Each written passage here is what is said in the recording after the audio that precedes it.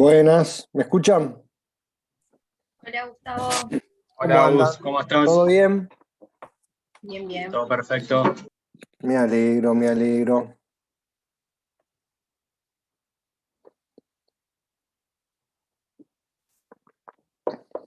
¿Quién está? Ezequiel, Manuela, bueno, Gonza, Belén, y no sé ahí quién, unidad coronaria, no sé quién está. Flor y Juanpi. Ah, les tocó de guardia. Sí, pobres. ¿Qué va a ser? Eliseo. Esperamos unos Sí, minutitos más yo no tengo problema. y arrancamos. Ya llegué, así que ya estamos.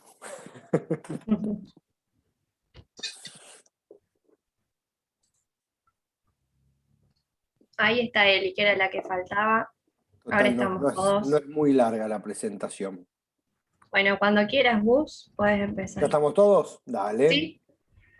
Espérate que ponemos para compartir. Ahí estamos. Acá.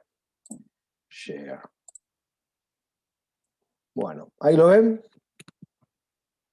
Sí, sí, ahí se ve. Bueno, espérate que vamos a silenciar esto. Bueno, a ver. De los que están, son de segundo año. Bueno, Gonza ya no. Y Martu, obviamente que tampoco. A ver, cuéntenme, ¿qué saben de la cardiología nuclear, digamos, lo que es el SPECT cardíaco? ¿Están familiarizados con el método? ¿Lo han visto? ¿Conocen de qué se trata? ¿No? Porque cuando yo hice la residencia, hace escasos años, teníamos la cámara en el sanatorio. Entonces uno desde el primer año uno estaba más familiarizado con el método. Ahora es un método que no lo contamos en el sanatorio. Entonces por ahí no sé si es tan familiarizado como cuando uno empezaba la residencia. Es para detectar isquemia miocárdica. Claro. Pero lo Bueno, conocen el método, lo han visto al método, no, no, no. siempre Bien, los informes. los informes. Bueno. Sí, a ver, acá la idea es, vamos a hablar un poco de cuestiones más generales y hablar más en detalle de cómo ver un informe y qué es lo que hay que tener en cuenta. Cuando hablamos de medicina nuclear, es la especialidad que permite la visualización de procesos metabólicos en forma no invasiva, usando siempre un radiofármaco. Y podemos usarlo en líneas generales para el diagnóstico y seguimiento de diferentes patologías, como puede ser la cardiopatía isquémica, tanto para hacer el diagnóstico de cardiopatía isquémica o el seguimiento de algún paciente con coronariopatía crónica, e inclusive para el tratamiento de algunas patologías, qué sé yo, el hipertiroidismo, usan el yodo radioactivo, en varios aspectos que se puede usar la medicina nuclear, no solo para el diagnóstico, no solo obviamente en todo lo otro, no me voy a meter. Cuando hablamos de radiofármaco, ¿a qué nos estamos refiriendo? El radiofármaco tiene dos partes, digamos, está formado por dos cosas. Uno es el radionúcleo, que es el átomo, es lo que emite radiación. Vamos a ver qué usamos nosotros en medicina nuclear, en cardiología. Y otro es, eso va ligado a un fármaco. ¿Por qué? Digamos, nosotros cuando le inyectamos un radiofármaco a un paciente y queremos ver en el SPECT cardíaco cómo llega la circulación a el músculo del corazón, al ventrículo izquierdo, nosotros necesitamos que esa partícula, ese átomo que nosotros usamos, bueno, ahora vamos a ver, el tecnecio que emite rayos gamma, porque ven ahí los radionucleados hay diferentes y generan distintas partículas alfa, beta negativas, betas positivas o electromagnéticas, que es la que más usamos en medicina, que emiten rayos X o rayos gamma, como es la cámara gamma. Nosotros lo que queremos es que ese átomo entre a la célula miocárdica y emita radiación y nosotros desde afuera podemos medirlo y cuantificar cuántas cuentas o cuánta cantidad de actividad tiene. Pero para que ese átomo vaya a donde nosotros queremos, lo tenemos que ligar a un fármaco que le da la especificidad, que es la que nos lleva a ese órgano en particular. El radiofármaco ideal tiene que ser un radiofármaco que se incorpora a la fisiología del órgano, pero sin afectar su función digamos, tiene que entrar a la célula miocárdica, pero no me tiene que producir ninguna alteración a nivel miocárdico, ni modificar su funcionamiento. Tiene que tener la mayor especificidad posible, quiere decir que sea más específico para el músculo miocárdico, pero que no se adhiera ni en pulmón, ni en hígado, ni en tubo digestivo. ¿Por qué? Porque si no voy a tener un montón de imágenes prestadas para que quede solo ahí. Que tiene que permanecer dentro de ese órgano el tiempo necesario para que a mí me dé tiempo a poder tomar las imágenes, por ejemplo, pero a su vez que no sea un tiempo demasiado largo, sino que yo una vez que tomo imágenes, que después ya el paciente lo pueda eliminar y perder. ¿Por qué? Y para que el paciente no esté sometido a radiación durante mucho tiempo. Los tipos de estudio que nosotros usamos en cardiología es principalmente uno, que es la perfusión miocárdica. Por ahí ustedes van a ver lo que era el ventriculograma radioisotópico, que se inyectaba glóbulos rojos marcados con tecnecho, eso pintaba la cavidad del ventrículo izquierdo, entonces se podía ver la motilidad, la fracción de eyección, etc.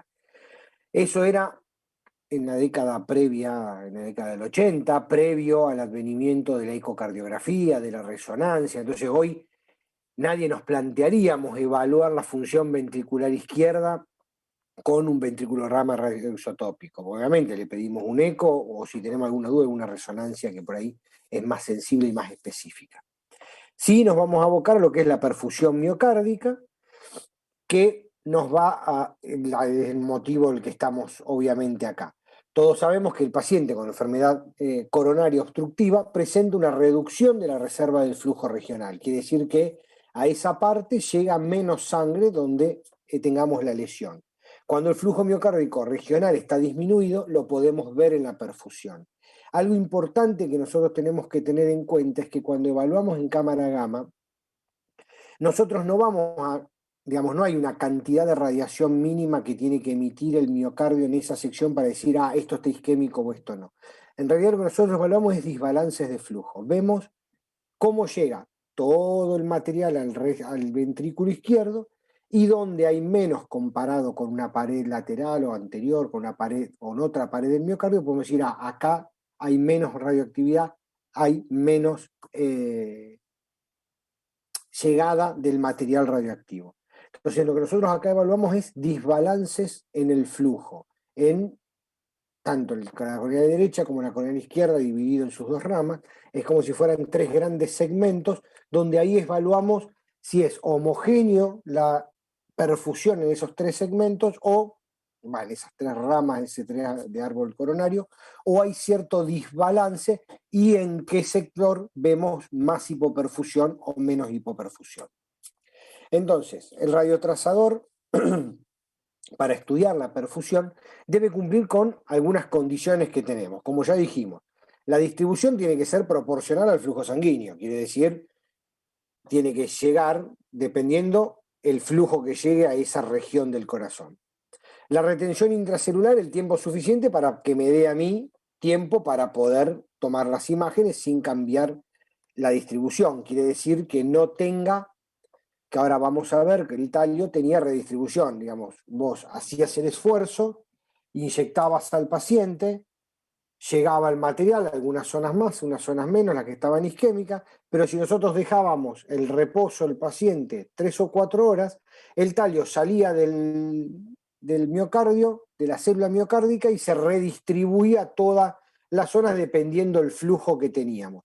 Entonces, si nosotros hacíamos tomas tardías, era lo que después hacemos en reposo, que ahora vamos a charlar bien. En cambio, lo ideal es que yo lo inyecto, el material se fija donde llegó mejor y ahí quede. Eso es lo ideal. Que el lavado sanguíneo sea rápido en lo que es lo que llamamos nosotros el fondo, que sería no me quede material radioactivo, por ejemplo, adentro de la cavidad, dando vuelta en la sangre. ¿Para qué? Y para que no tenga yo imagen prestada y pueda ver la cavidad negra sin imagen, digamos, que ese material se adhiera al miocardio y se vaya de la zona, que la vida media del trazador resulte en una exposición radioactiva razonablemente baja para el paciente y que sea disponibilidad inmediata, que no tenga tanto lío como era con el talio conseguir el material radioactivo. Nosotros el talio, yo no lo llegué a usar, pero por ahí ustedes van a ver que por ahí médicos de mayor edad siguen hablando de hay que pedirle un talio, o te piden inclusive prueba de perfusión miocárdica, talio 201. Ya el talio no se usa, era un material radioactivo que se usaba antes. El talio venía ya desde la central atómica en dosis, entonces vos tenías que pedir el número de dosis que ibas a necesitar para esa semana de estudios, lo cual hacía más difícil la disponibilidad. El tiempo de semidesintegración, digamos que va perdiendo la capacidad de emitir radiación es largo, llega hasta casi 73 horas. La distribución depende del flujo coronario regional, eso estaba bueno. El talio, como yo les decía recién, una vez que nosotros lo inyectábamos en esfuerzo, se distribuía en base al flujo coronario. Pero después, nosotros ahí se tomaban imágenes. Entonces, las zonas que estaban más hipoprofundidas, uno decía, bueno, acá llegó menos. Puede que sea isquémica o que esté necrosado. ¿Cómo lo sabía? Porque después le tomaba las imágenes de reposo. Si ese defecto de perfusión era reversible, había mejorado la perfusión y había mejorado la captación del talio, quiere decir que había tejido viable y que en reposo el flujo coronario era aceptable y en esfuerzo no. Entonces eso hablamos de isquemia miocárdica. En cambio, si yo tenía una zona que no captaba y en el reposo no capta, eso yo lo interpreto como necrosis. En el talio no hacía falta hacer 2 inyecciones, sino que yo hacía una inyección, lo dejaba 3 o 4 horas al paciente y ese mismo material se redistribuía en las células miocárdicas dependiendo del flujo coronario que quedaba, que es distinto al tecnesio. El tecnesio 99, Sistamibi, es el que hoy usamos en medicina nuclear. Tiene un tiempo de semidesintegración de 6 horas, digamos, a las 6 horas casi el paciente no tiene actividad. Se distribuye igual que el talio, en forma proporcional al flujo sanguíneo. El ingreso al miocardio por difusión simple y queda atrapado en la mitocondria. La redistribución que hace es prácticamente despreciable, entonces yo tomo las imágenes, si la tomo a la hora o a las 2 horas van a ser exactamente iguales las imágenes, no van a cambiar. Yo para saber si la perfusión, hay perfusión de reposo en algunos otros segmentos, tengo que reinyectar el paciente con una nueva dosis de tecnesio.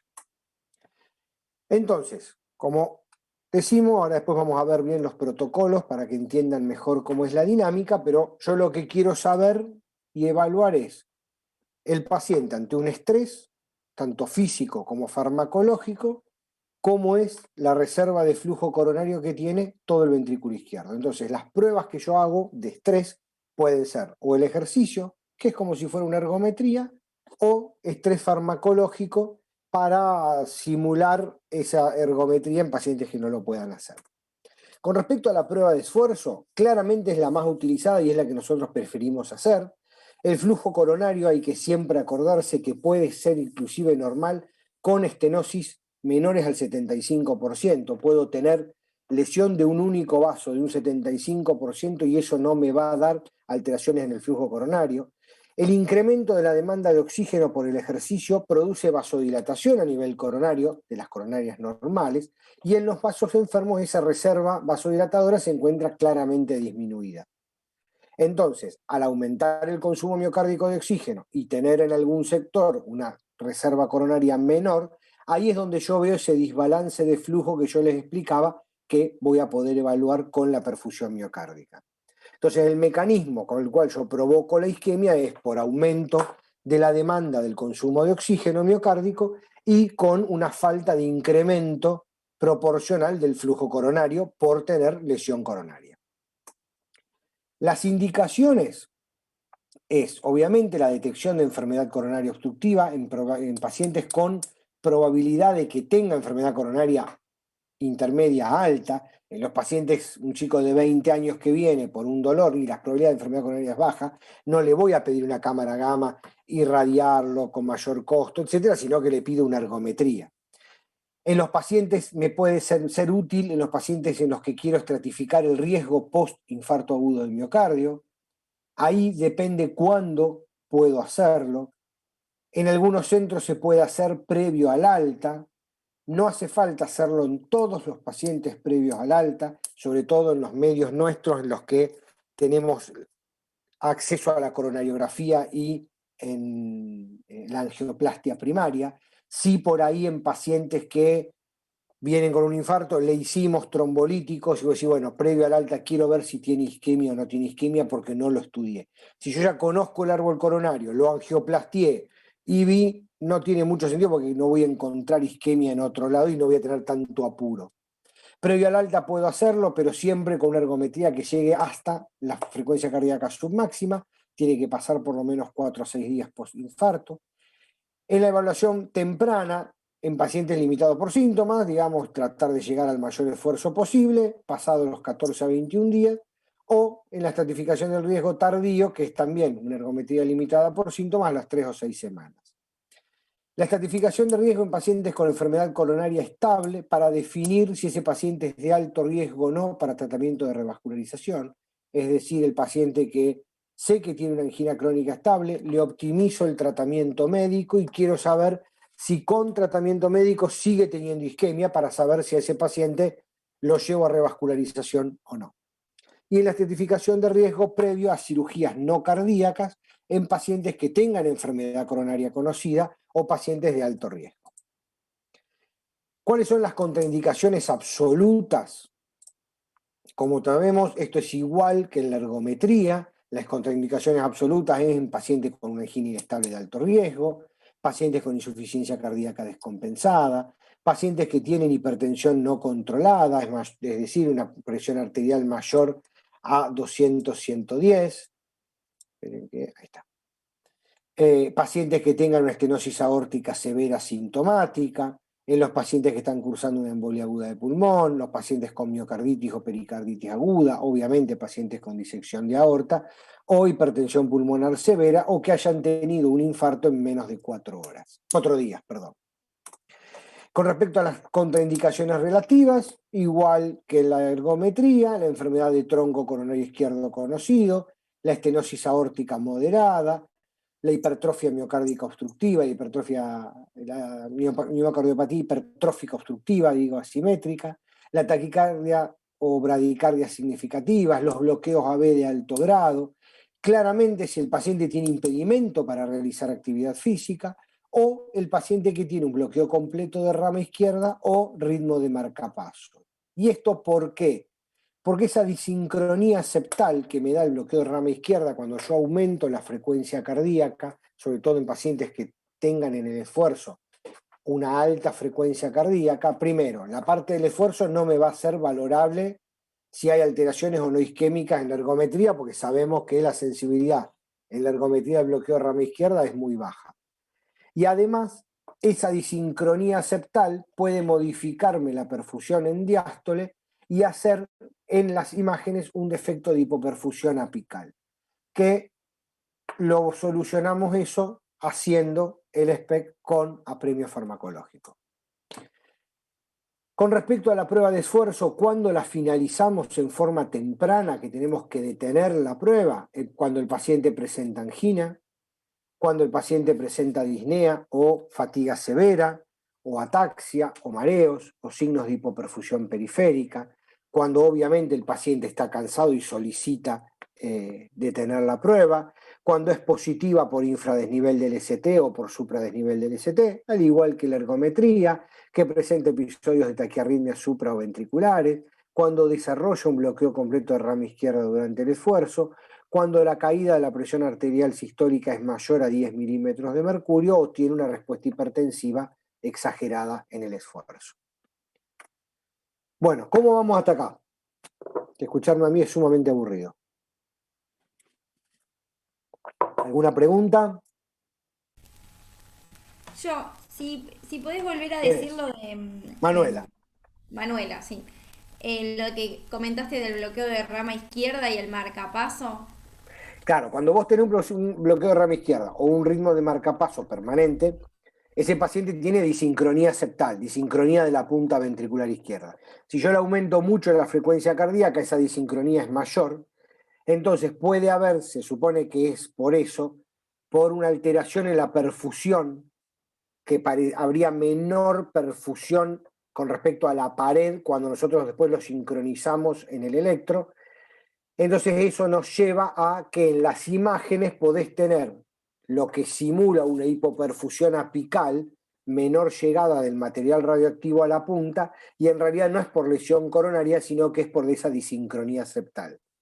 Entonces, en esos pacientes que en el esfuerzo con bloqueo rama izquierda aumentan inclusive mucho la frecuencia cardíaca, uno no les hace SPECT con esfuerzo y prefiere el apremio farmacológico para no tener esa disyuntiva de decir, che, esto será por el bloqueo rama izquierda o será porque tiene una lesión en la DA. ¿Me entendés?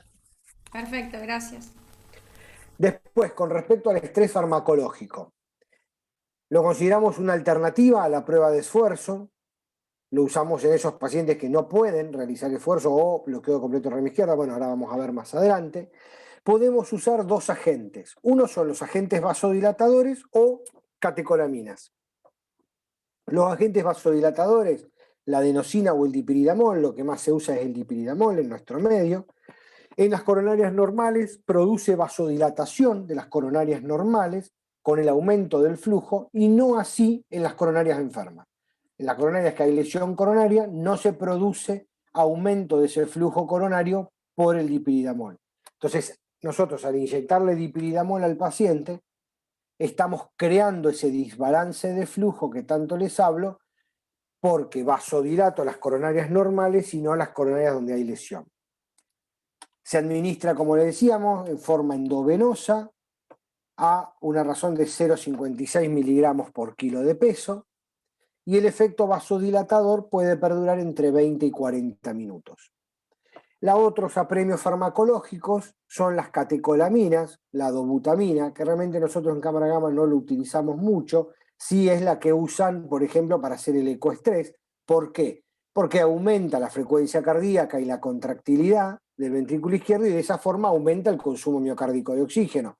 Es muy similar a lo que produce la prueba de esfuerzo, aumentar la contractilidad y el consumo miocárdico de oxígeno, distinto a cómo actúan los vasodilatadores. Entonces, ¿en quién nosotros tenemos indicado el SPECT con apremio farmacológico? En los pacientes que tienen imposibilidad para realizar ejercicio, como decían, pacientes con bloqueo completo de rama izquierda o ritmo de marcapaso, o en algún paciente que querramos estratificar riesgo de postinfarto en forma muy, muy temprana, entre un día y los 4 días, donde no podríamos hacerle esfuerzo. ¿En quién tenemos que tener siempre en cuenta la contraindicación para el dipiridamol, para el uso del dipiridamol? En los pacientes asmáticos o con broncoespasmo, no es el paciente que tiene alergia y que vos decís, bueno, tiene, no. El paciente que realmente hace crisis de broncoespasmo, porque el dipiridamol puede desencadenar una crisis de broncoespasmo. Si el paciente tiene episodios muy aislados, no usa PAF habitualmente, se puede hacer, inclusive se le puede decir al paciente que se haga un PAF media hora antes de hacer el estudio, y se podría hacer. Pero el paciente asmático que está con tratamiento crónico, que usa PAF habitualmente, está contraindicado el uso del dipiridamol. Pacientes que tienen bloqueos AB de segundo grado o mayores y que no tienen un marcapaso de backup, en esos también, porque el dipiridamol puede empeorar el bloqueo. Y en los que tengan una presión arterial muy baja, basal, de 90 milímetros de mercurio, porque la inyección de dipiridamol puede producir algo de descenso de la presión arterial, de hecho generalmente lo produce, baja entre 10 y 15 milímetros de mercurio.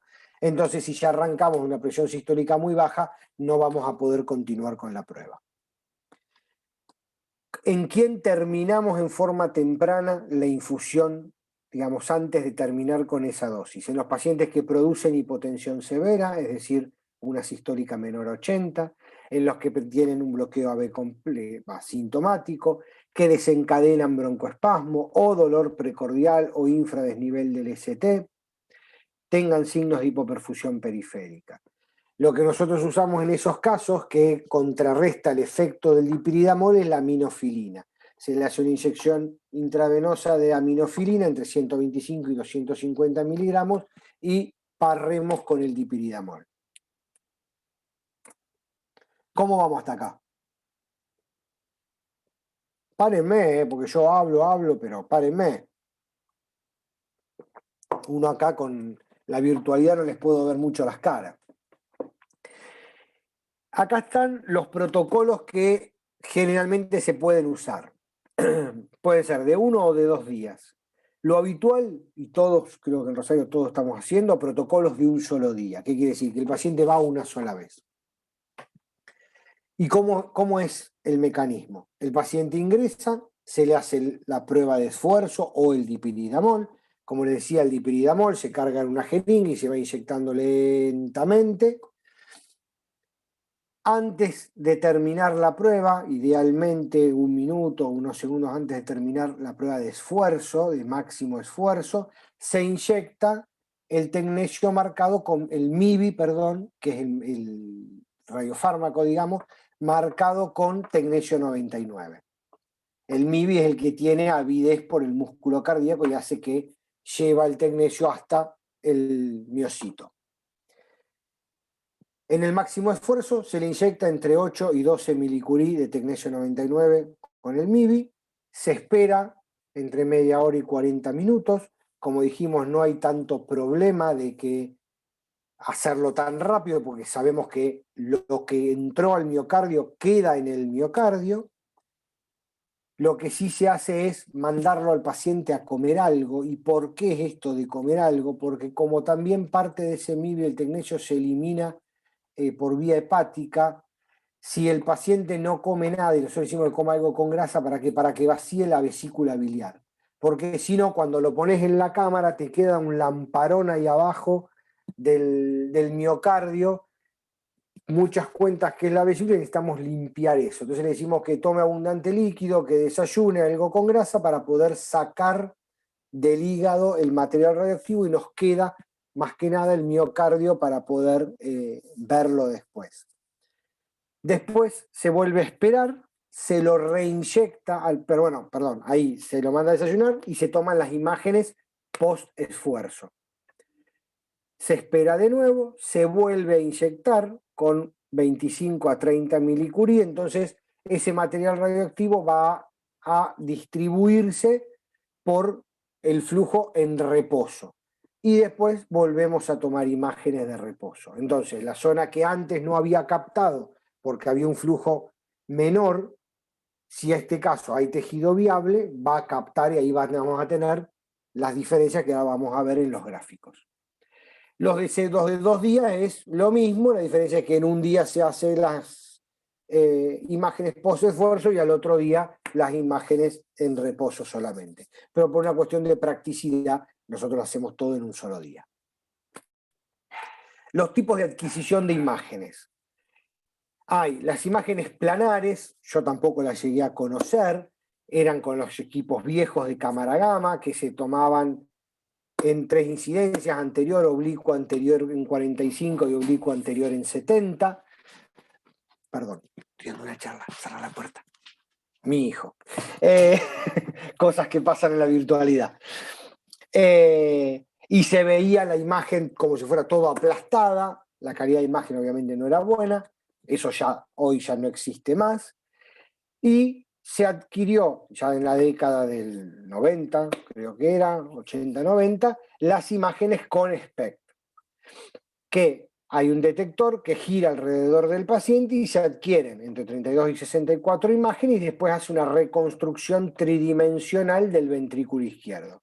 Y las imágenes gatilladas, que hoy las hacemos todos con el mismo procedimiento, permite valorar y cuantificar algunos parámetros de la función ventricular, como la motilidad regional, la fracción de eyección, etcétera, que lo hacemos tomando las imágenes, pero gatilladas por electrocardiograma. Entonces, acá esta es una imagen de lo que es la cámara gamma de la clínica, de lo que son los SPECT. El SPECT, las siglas es por lo de tomografía computada por emisión de fotones simples. El detector, que vendría a ser estos, la cámara que nosotros tenemos tiene 2 detectores, uno y otro, no siempre están así, sino que a veces se los pone, separados. Estos de acá son los colimadores, el paciente queda acostado acá, y esto capta la radiación que emite ese ventrículo izquierdo. La cámara nuestra tiene acá atrás un tomógrafo de 4 canales, que lo que nos sirve es para después calcular las atenuaciones, que ahora vamos a hablar qué son las atenuaciones.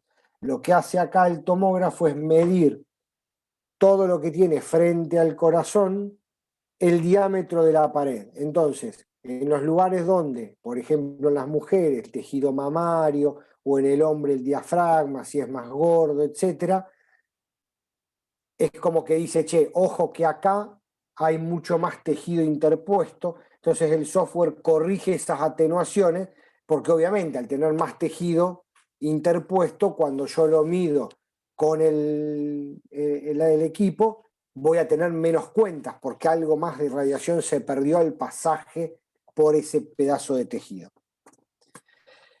Esa reconstrucción que yo les decía, después nosotros cortamos el ventrículo izquierdo en 3 cortes. El eje corto, que es este de acá arriba, si ustedes ven el ventrículo izquierdo, ven, lo cortamos si fuera esto el ventrículo, así, tipo un salame, y corta desde la punta, desde el ápex, hacia las bases, va cortando todas las imágenes. Entonces lo vemos de esta forma, donde vemos el septum interventricular, la cara inferior, cara lateral y la cara anterior.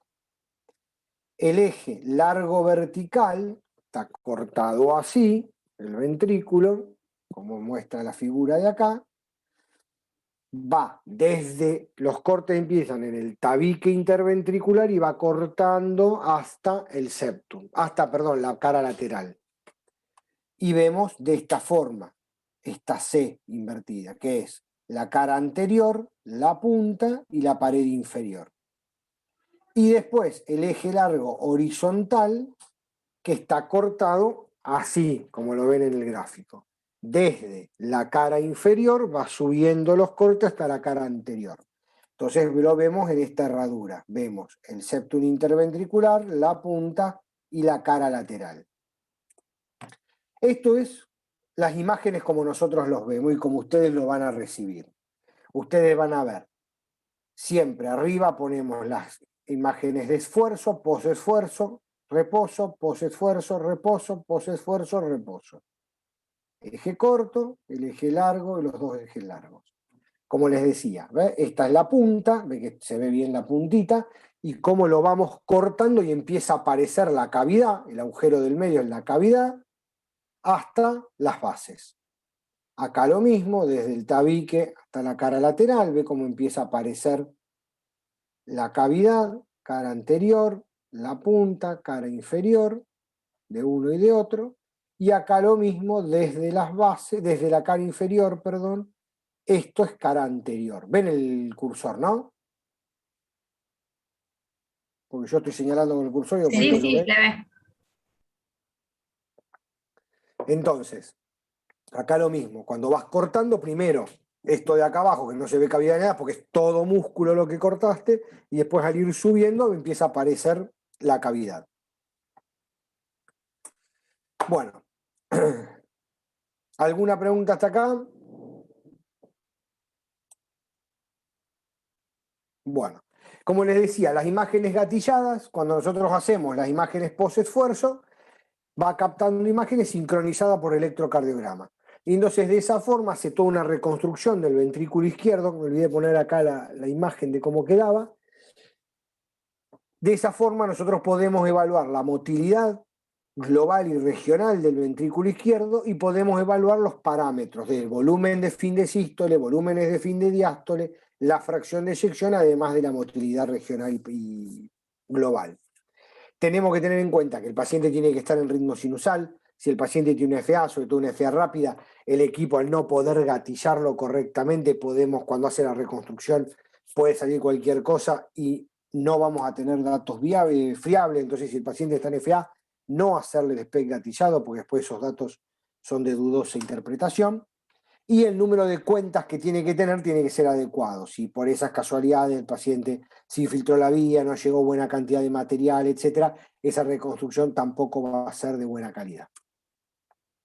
Bueno, ¿entendieron más o menos cómo hacemos el SPECT, cómo es el mecanismo por el cual demostramos isquemia o no?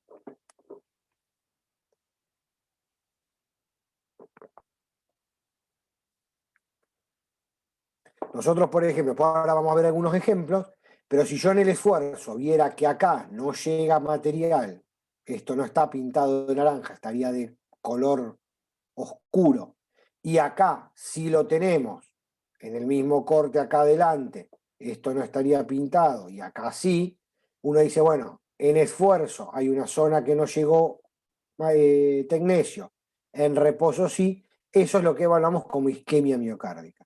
En cambio, si el defecto es fijo, tanto en esfuerzo como en reposo, quiere decir que no hay tejido viable, ni en esfuerzo ni en reposo, entonces eso nosotros lo interpretamos como necrosis miocárdica. Entonces, con respecto a las aplicaciones clínicas, ya más o menos hemos hablado de eso, lo que es la evaluación de la enfermedad coronaria estable o pacientes por revascularización o previo a cirugías no cardíacas. Lo que es en busca de enfermedad coronaria, pacientes que tienen síntomas sugestivos de enfermedad coronaria, es apropiado realizar el SPECT en pacientes, pero que tengan una probabilidad intermedia alta. Si ese paciente tiene una probabilidad muy baja o es de bajo riesgo por un score de Framingham, no lo vamos a someter a un SPECT, sino que le hacemos una ergometría. O cuando no es apropiado hacerlo, como les decía, esto, en pacientes que no tengan una alta posibilidad, que tengan un electro normal o interpretable, digamos, porque si tengo un bloqueo rama izquierda, obviamente la ergometría no me va a servir, y claramente que pueda hacer ejercicio. Si no puede hacer ejercicio, tenemos que hacer el SPECT con apremio farmacológico. Y el paciente que no tiene síntomas, es útil realizar una cámara gamma también en pacientes que tengan un score de Framingham moderado o alto, y no así en pacientes con un score de Framingham muy bajo. El chico de 20 años no le vamos a hacer un SPECT. Y una alternativa es estudiar en pacientes que tengan disfunción ventricular izquierda sin Angor, con un score de Framingham moderado, y que no tenga yo acceso a hacerle una coronariografía, o que no quiera hacerle una coronariografía, decir, bueno, a ver, le hago una cámara gamma para ver si tiene isquemia y la miocardiopatía está dilatada, es isquémica o no. Aunque en nuestro medio, donde uno dispone de, ¿cómo es?, de hemodinamia, por ahí es más fácil a esos pacientes con una miocardiopatía hacerle una coronariografía. Otra de las indicaciones que a veces lo usamos, y mucho, que yo no la puse, es el paciente que sabemos que tiene enfermedad coronaria, que le hemos tratado una lesión por angioplastia, porque tenía o hizo un infarto en algún momento, o tenía un SPECT en algún momento, isquemia anterior, y encontramos que hay lesiones moderadas en otras arterias, y decís, bueno, las tratamos, no las tratamos, queremos saber si tiene isquemia o no tiene isquemia. Ese paciente sí es útil el SPECT para saber, como decíamos antes, que yo ya no lo puse en esta, pero sí antes, el paciente con enfermedad coronaria conocida, que yo lo pongo en top de tratamiento médico, sé que tiene lesiones coronarias moderadas, bueno, con tratamiento full, veo si tiene isquemia. Si tiene isquemia, lo voy a revascularizar. Si no tiene isquemia, sigo con el tratamiento médico. Esa muchas veces la cámara gamma nos ayuda mucho a tomar conducta con esos pacientes. ¿Qué valor pronóstico de las imágenes? Como decíamos, los parámetros centellográficos de alto riesgo, es decir, una prueba que me diga, che, ojo, que esta es una isquemia de alto riesgo, este paciente es de alto riesgo, es el paciente que tenemos una dilatación transitoria del ventrículo izquierdo, ahora vamos a hablar bien qué es eso, que tenga captación pulmonar post-esfuerzo, ahora vamos a hablar un poco, obviamente pacientes que tengan defectos isquémicos de gran extensión, toda la cara anterior y lateral isquémica, que tenga más de un segmento isquémico, ese paciente es de alto riesgo, o que tenga mucho territorio necrótico, no significa que ese paciente tiene mayor riesgo. El hecho de la localización del defecto de perfusión no es lo mismo que un paciente tenga isquemia inferior a que tenga isquemia en la cara anterior o lateral. El presentar isquemia en cara anterior es de mayor riesgo ese paciente. El que tiene una fracción de eyección disminuida, sobre todo post-esfuerzo, y el que tiene aumento de los volúmenes ventriculares post-esfuerzo en el SPECT gatillado. En los pacientes post-revascularización es apropiado en pacientes que tienen síntomas, un paciente que yo lo revascularicé, ya independientemente del tiempo que lleve la cirugía, si el paciente empieza con síntomas, y le voy a hacer una cámara gamma a ver que no tenga isquemia, pero el paciente que yo le hice una cirugía de revascularización, anda bien, no ha tenido síntomas, no ha tenido alteraciones en el ecocardiograma, no necesito hacerle al año o a los 6 meses una cámara gamma porque ya está revascularizado completo, puedo esperar 5 años para ver cómo están esas coronarias.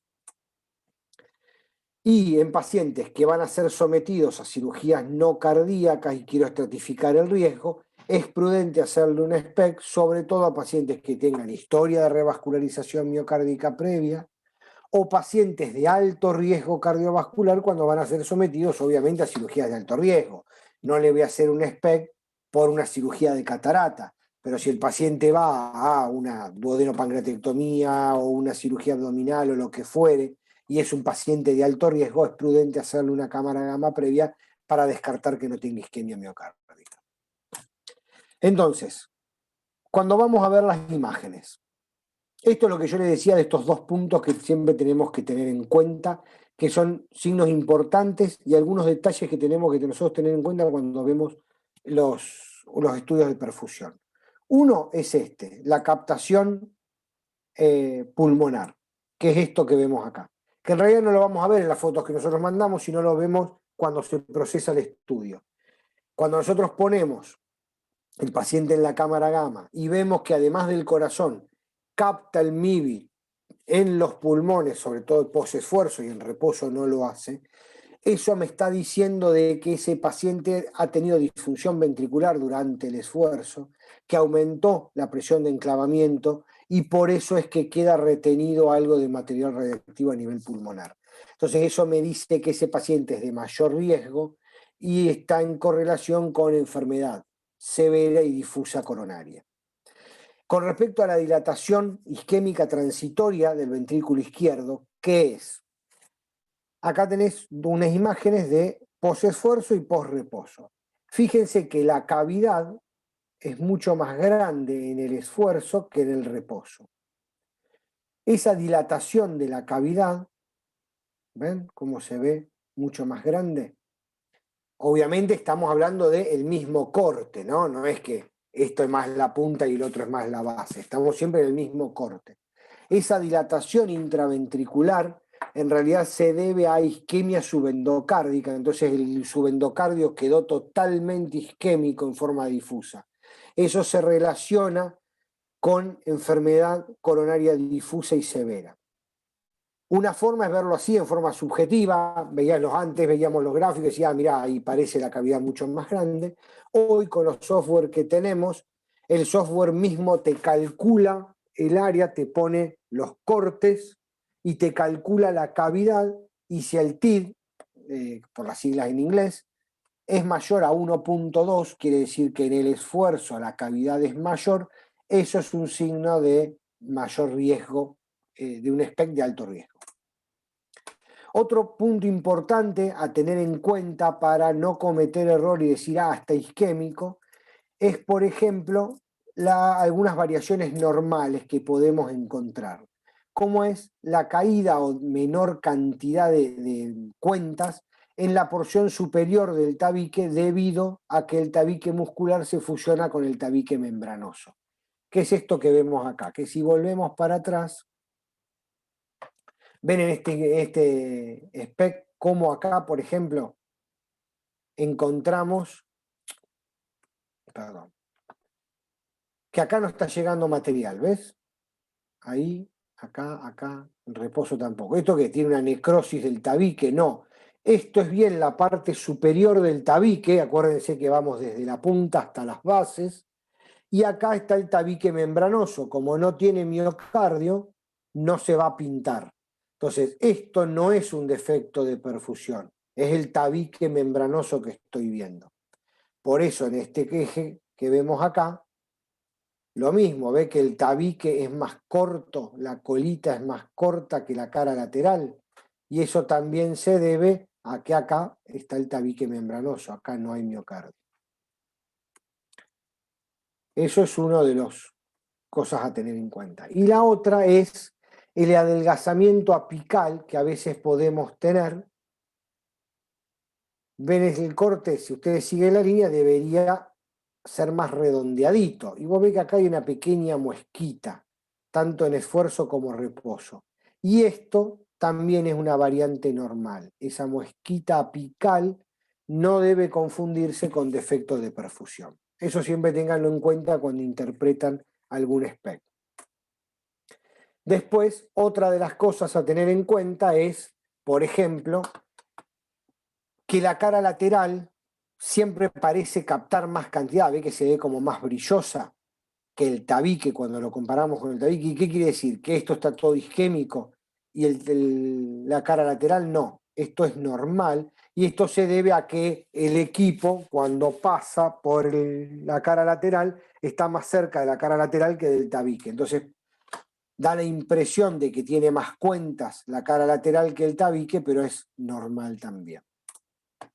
Bueno, ahora vamos a ir un poco a lo que son los artefactos técnicos que afectan la interpretación de las imágenes, que son lo que hablábamos antes de las atenuaciones fotónicas, que hacen referencia a episodios no detectados en el corazón debido a la interacción, como dijimos, de tejido blando, sobre todo en las mujeres, las mamas o el diafragma. La atenuación mamaria, que vamos a ver, ven como acá parece que la cara anterior se pinta menos que el resto, tanto en esfuerzo como en reposo, y ven que esta muesca está mucho más marcada, y sobre todo en el segmento medio. Perdón. ¿Ven? Como no quedó redondeadito. Esto, tanto en esfuerzo como en reposo, y vos decís, bueno, ¿y acá qué pasó? Y esto es por qué. Y porque acá se interpuso entre el miocardio y el equipo, ¿cómo es? El medidor, digamos, el colimador y el equipo, el tejido mamario. Entonces, el tejido mamario frenó un poco la radiación. Entonces, eso lo tenemos que tener en cuenta. Por eso, ¿cómo sabemos si esto es atenuación mamaria o es un defecto de perfusión? Cuando vemos el gatillado, vemos que la cara anterior se contrae bien, o en los equipos SPECT-CT, como el que hay en la clínica, el tomógrafo, al calcular la diferencia que hay de tejido en la parte bien anterior, en la mama, en la cara lateral, directamente el software hace una corrección teniendo en cuenta el tamaño del tejido blando que está por encima del miocardio. Después, como decíamos, otro artefacto a veces está relacionado con captación extracardíaca de los marcadores, pulmones o a veces hígado, que es lo más frecuente, por eso nos mandamos a comer. Y lo mismo pasa con el diafragma, que ves cómo está como comida la colita y se ve más hipoperfundida y en realidad, tanto en esfuerzo como en reposo, se ve igual. Entonces eso es porque se interpone el diafragma. Otra de las formas que tenemos es, aparte del CT y el gatillado, en los casos que no se tenga, se puede poner el paciente en decúbito prono y tomar imágenes y vamos a ver que la cara inferior mejora.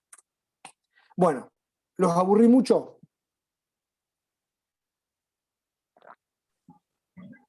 Se durmieron. No. Ya no están más.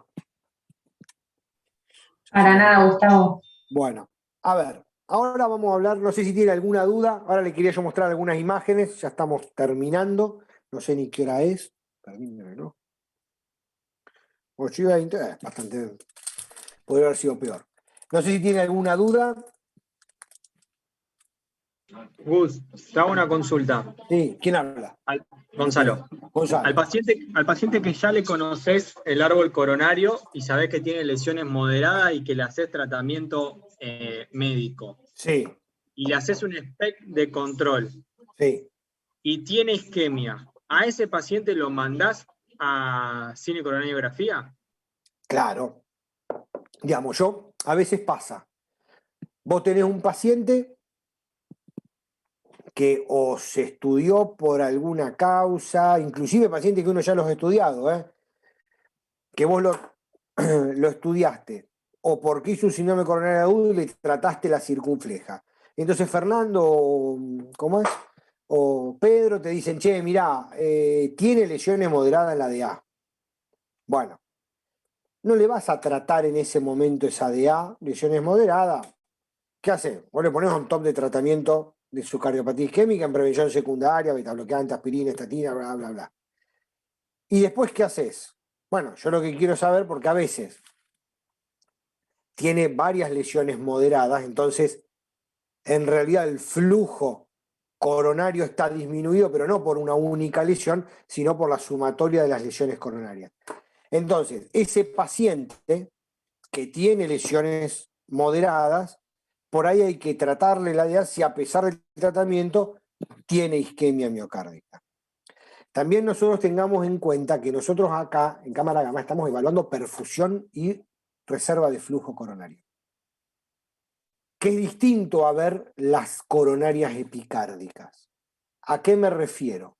A veces tenés pacientes con múltiples factores de riesgo, sobre todo mujeres que a veces tienen, es más frecuente encontrarlo, que vos le haces un estudio de perfusión miocárdica, tiene isquemia, y cuando estudias las arterias epicárdicas, no tienen lesión coronaria. Ah, bueno, listo, señora, vaya, no tiene absolutamente nada. No, porque vos en la coronariografía estás evaluando coronarias epicárdicas, no estás evaluando la microcirculación. Y esa persona, ese paciente, va a tener disfunción endotelial, rarefacción de la microcirculación coronaria. Entonces, ese paciente en realidad tiene isquemia miocárdica, no por lesión de las arterias epicárdicas, sino por la microcirculación. Entonces, ese paciente se va a beneficiar ¿en qué? En la optimización del tratamiento médico a full de todos sus factores de riesgo y tratar de ser, digamos, una prevención enérgica para tratar de mejorar esa microcirculación. Entonces, cuando a veces encontrás defectos de perfusión en el SPECT y no hay lesión coronaria, es un error decirle al paciente, olvídese del SPECT, siga haciendo su vida, porque ese paciente está isquémico, tiene isquemia miocárdica, aunque no tenga lesiones epicárdicas, digamos, coronarias epicárdicas significativas. No sé si me entienden el concepto. Sí, perfecto. ¿Alguna otra cosa? Sí, otra, perdón. Sí.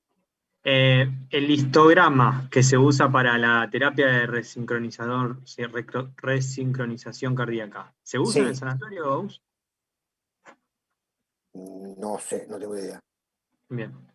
No, en mi rotación nunca lo vi y había visto una clase que se usaba y no No, sé si es nosotros, que es un vos software decís, o algo que... el software para hacer el histograma para la resincronización cardíaca, Sí, sí, sé que se puede hacer, no sé si en el sanatorio lo tienen, nosotros en Cámara Gama no lo estamos usando, pero no sé si en el sanatorio lo hacen. bien, bien. Vos decís con respecto a evaluar la motilidad y verlo en el histograma. Exactamente, exactamente. Sí, no sé si lo están haciendo en el sanatorio. Bien, Nosotros vos podés evaluar por cámara gamma la motilidad regional. El tema que es difícil, a ver, vos lo que necesitas para la resincronización es algo que lo puedas ir evaluando en el momento en que vas programando el equipo. Con la cámara gamma estamos sonados, no lo podés hacer. Sí, sé que se puede ver por eco, hay un software para usarlo también, que es por ahí más fácil. En cámara gamma nosotros no lo usamos porque aparte ni siquiera estamos en el sanatorio, entonces es mucho más engorroso. claro, claro, claro. Por ahí en los centros en que estén, en los sanatorios, no sé. Nosotros cuando estaba la cámara en el sanatorio era una cámara vieja que no lo tenía eso.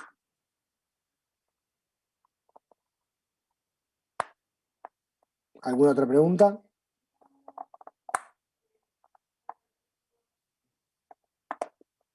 Bueno, terminamos entonces.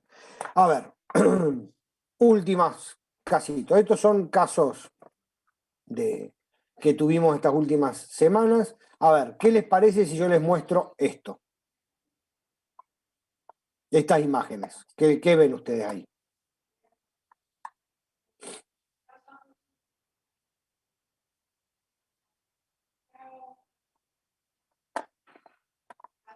¿Alguno que se anime a decir algo? Vos. Sí, Tipo Hola. captación apical inferior. claro, mira. Es. Cuando nosotros vemos en el eje corto, vos acordate que ves desde la punta hasta las bases. Vos esto primero tenés que ver bien el redondito y fíjate que la cara inferior no se pinta en el esfuerzo y fíjate cómo mejora la perfusión a nivel con el reposo, perdón. Después ya acá, como decíamos, ve que aparece el tabique y esto no es defecto de perfusión.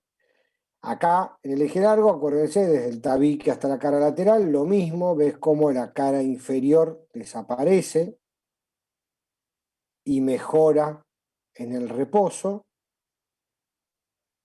Traten de imaginarse la tridimensionalidad de las imágenes estas, de asociarlas y ver cómo lo mismo que yo veo acá es lo mismo que yo veo a digamos, este corte es como si yo lo cortara acá, ¿entendés? ¿Por qué? Porque este es el corazón, yo acá, esto anterior es lo que veo ahí y esto inferior es lo que no veo acá. Esto está cortado así. Y desde acá, fíjense como la cara inferior, que acá es donde menos la puedo valorar. ¿Por qué? Y cuando empiezo a ver, ve que la cara inferior no está. Recién empieza a aparecer y ven cómo empieza a aparecer en el reposo y no en el esfuerzo. Entonces tiene isquemia inferior e inferoapical, ves que tiene algo, que es lo que veo acá, este cuernito que le falta ahí a la punta. Después, este otro caso, ¿qué les parece?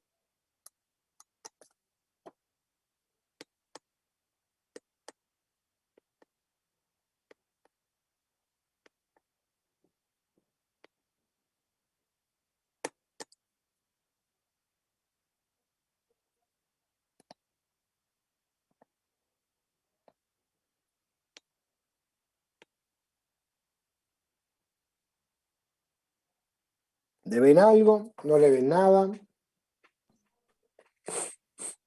Apical. Claro, ¿ves? Como cuando yo lo veo acá, ves que está, el redondel acá está como mordido y ves cómo mejora ahí, acá que está mucho más adelgazado y mejora acá. Esto, como yo les decía, es esta parte de acá, ¿ves? Como si yo lo cortara acá, es lo que yo veo acá. Esto, yo lo miro así de frente, lo estoy viendo acá arriba. Entonces, ¿ves? Como acá falta lo anteroapical, está mordido y cómo mejora la perfusión anteroapical. ¿Ves acá? Que ves que la cara inferior lo veo bien. Cuando subo, esto es lo que yo veo a este nivel. Cortado así, lo estoy viendo acá. Y ven cómo tiene un defecto de perfusión anteroapical que mejora con el reposo. Y en este,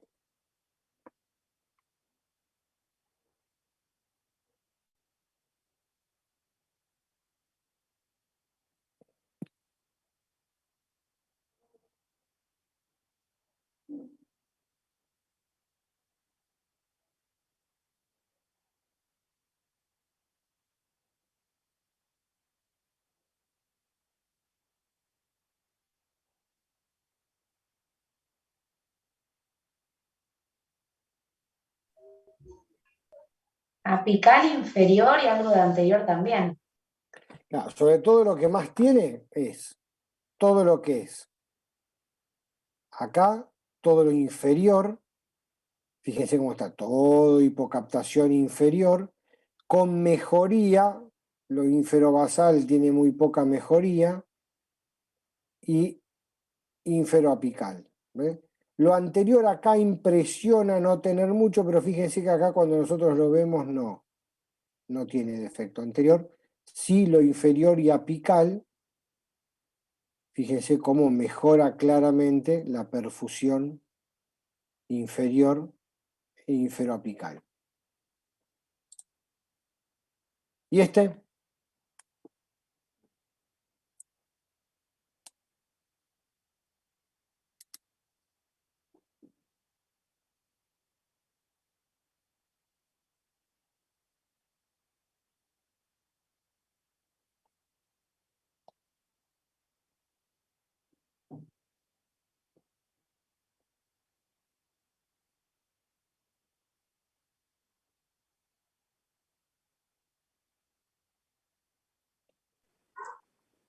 Septal.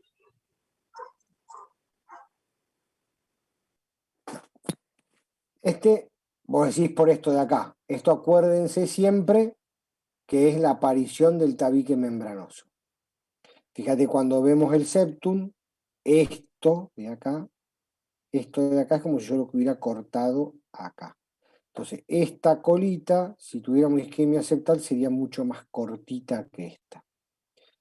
Lo cual, esto es normal. Lo que les quería mostrar acá es, ¿ves cómo se ve esta mosquita anterior acá?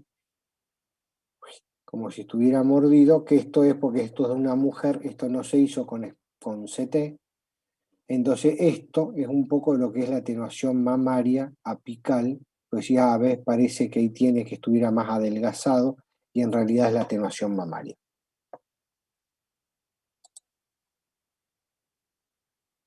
Y una foto de alguien al cual he admirado siempre, ya que el otro día fue el aniversario de su nacimiento, por eso el Día del Investigador a nivel nacional, de Bernardo Usay.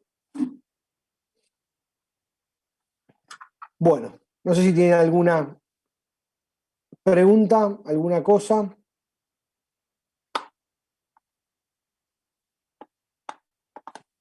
Muy buena la clase, Gus. Espero no haberlos aburrido mucho. Ahí está. Ahí los veo. Espérate. Traté de ser un poco más práctico y no tan técnico para que no se aburran. Sobre todo porque me imagino que por ahí uno antes tenía más contacto con la cámara gamma, ahora teníamos en el sanatorio, ahora bueno, ya hace varios años que no está, entonces por ahí para los que recién empiezan no están muy familiarizados con ese método. Pero es un método muy útil. Obviamente hay que saber a quién indicarlos, como les decía, no es para hacer especa a todo el mundo, porque no hay que olvidarse que usamos radiación, entonces tratar de no irradiar a los pacientes por irradiarlos, pero sí cuando es necesario nos ayuda a tomar conducta y el seguimiento de nuestros pacientes, ¿no?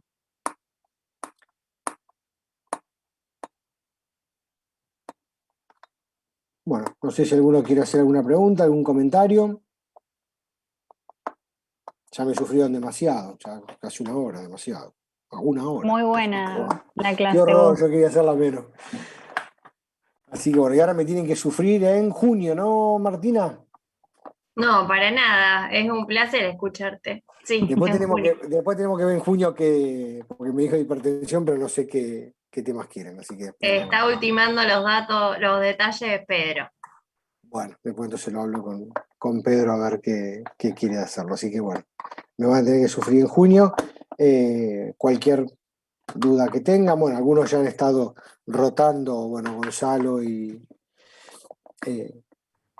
bueno, ahora están suspendidas las rotaciones, así que esperemos que pronto podamos volver a rotar por ahí. Así que bueno, en Cámara Gama pueden venir cuando quieran y cuando se pueda.